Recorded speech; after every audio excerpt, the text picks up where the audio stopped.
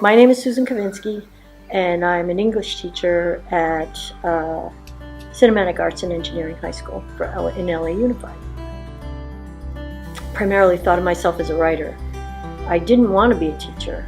As a matter of fact, when I was majoring in English and creative writing, everybody was like, yeah, right, you're a writer, so what are you going to do, teach? And I'd be like, no, you can't make me, I'm not going to do it. And but then as I grew older, I realized that it was what I really needed to do. Kind of like had this bond with writing, and she'll always go up to me and she'll be like, Laquan, what piece are you working on? Laquan, I want you to be in my 10th grade, my 11th grade class, and Laquan, I want you to be in my 12th grade class. And from then on, I guess I always had like good feedback with her. She's just always kind of like been there and encouraged me and lift me up when it came to like my high school years. And I really appreciate that with Miss Kacvinsky. My education is, like I said, English and creative writing were what I majored in, and then I got a teaching credential when I was 40 at Mount St. Mary's, and then I got a master's degree in psychology and mythology, still a writer, because I am still a writer. I get up at 4 in the morning every day and write for 2 hours before school, and another master's degree in creative writing from USC. So that's, I'm a writer who teaches, I'm a teacher who writes. Depends on what time of year I am, which one comes first. The atmosphere about her, it pulls you in, you're able to have a genuine conversation with her and you're not intimidated by her. And I really like that about her, because a lot of the times you're intimidated by your teachers because they have this sort of authority over you. But with her, it's like you're able to build a friendship with her, and I like that. Yeah, I think teaching is relationships. I think that I teach across my relationships with my kids. So if I sit down next to you to teach you something, I assume that you want to learn it, that's why you're here, that you want to learn it. And I think that if you've been in classes where there's no relationship between the teacher and the student, I think that makes it very difficult for kids especially to learn, because kids don't stop being kids just because they're in a classroom.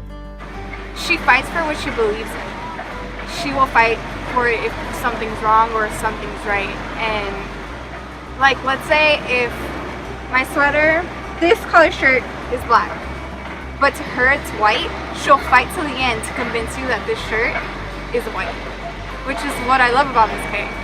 She won't go down without a battle. She's smart, she's intelligent, hardworking, and at the same time loving. And I think it's very hard for kids to learn from a teacher who's indifferent, who doesn't care about them, who's just doing their job and then going home. Even 18-year-old kids are still kids. They are. They want you to care about them. Now, I have a better relationship with her. I know, she's not a scary teacher and she's not intimidating, because she's always willing to help you with whatever you need, whether it's your classwork or any problems at home. So I spend a lot of my time during lunch in her classroom, because she's always inviting, and no matter what, you can read in her classroom, you can have a conversation with her, you can eat, you can just hang out with her.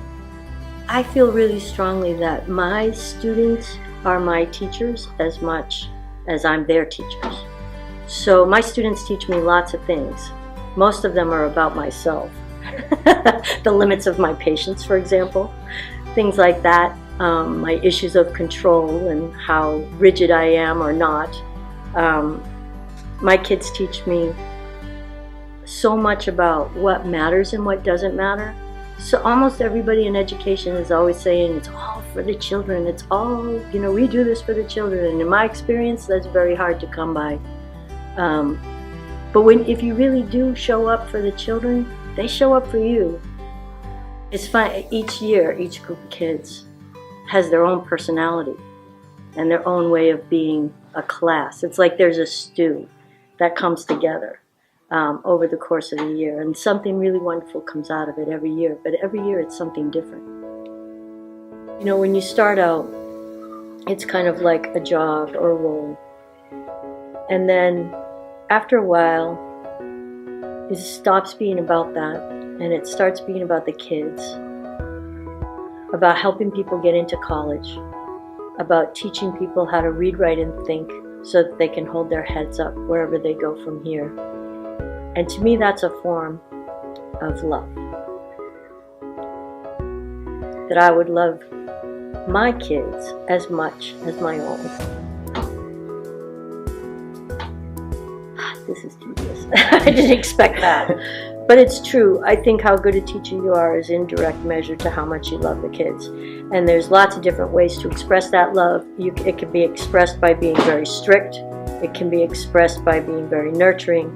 But I think in the end, the best teachers are those who want their children to succeed, however old those children are.